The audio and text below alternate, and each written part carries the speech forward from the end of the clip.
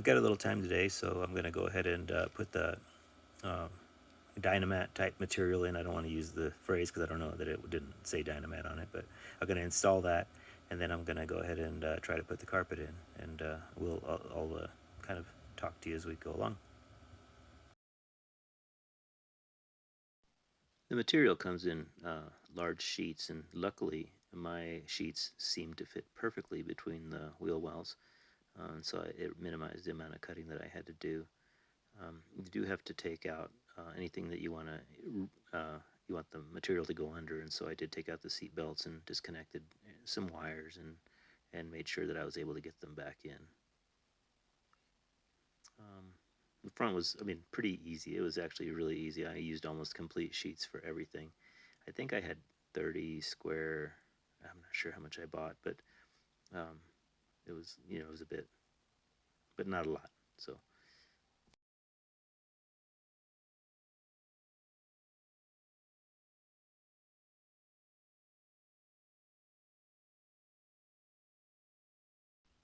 I did cut out holes for some of the different areas so that I could put the caps back in. I had a couple of caps that somebody had put in that were not made out of rubber, and so I went ahead and eliminated those.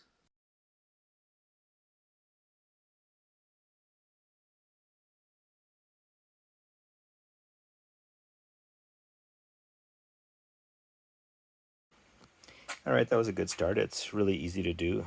It helps that it seems like the car is exactly as wide as some of these panels, and which means I'm going to have extra, which I'll use somewhere else. But yeah, so there's a need to have something to kind of push it down so that it gets adhesion to the surface. I don't want to tear through the top layer, but anyway, I think once it heats up and goes through a few heating and cooling cycles, it'll just become part of the car, and there won't be any need to worry about it moving around or anything. It's not moving around, so I did cut holes for the drain plugs. I'm hoping never to have water in here, but if I do, I can't imagine it, kind of, it will pool at the lowest point, which will be there, so hopefully that works out okay. Rather than have you watch me do it all, I went ahead and we're going to call this a fast forward, but basically I went ahead and installed the insulation on both sides. I did run out, but I made sure that everywhere there's carpet, there's insulation, except for the tunnel where I ran a little short. And that's something maybe I'll either do later or not worry about it. The carpet fits-ish. And so I did mention in a previous video that this is the carpet's for a left-hand or right-hand drive car, which is not, and I always say European, but it's not. It's just in certain countries in Europe that you drive on the opposite side of the road, and in Australia as well. But anyway, I don't think it's that much of a difference. I do know the pan must be mirrored on this side, and so as a result, well, actually, I don't know about that. But anyway, so yeah, it's in there, and I do have a few bare spots, and it's not all of them will be covered up by the seat being installed, but except for on this side under the seat, we've got these spots right here. And what I may do here is I may take some existing piece of carpeting that I cut from other areas and just patch it underneath that, and I think it'll be absolutely fine. To hold it down, I was using some of the mastic from this material. It's like a rubber sticky stuff, and what I did was I would peel the front off and the back off and end up with like a little ball, and I would take it and put it in different spots and just use it to hold the carpet down. But I think once it settles in and everything starts to go down, I'll come back with some spray adhesive, and then I'll just mash it down, and I think that that'll hold that carpet on for forever. So I'm happy with the result.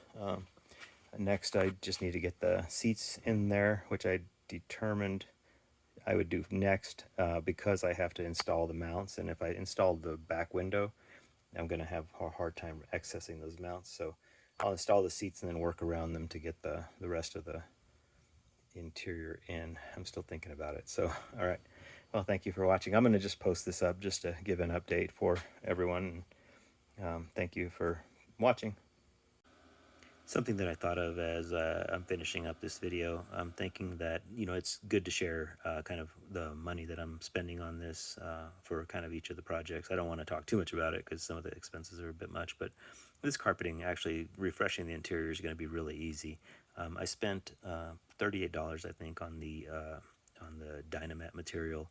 I spent $66 for the carpeting, and it was a Suzuki original. I mean, it had part numbers and everything.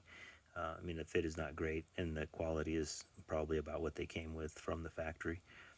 I got seats for $66, so I'm thinking that for like a couple $100, I've refreshed the interior of the car and made it into something that you can be proud to get in and drive. I mean, I guess I'm talking too soon. I'm not quite there yet.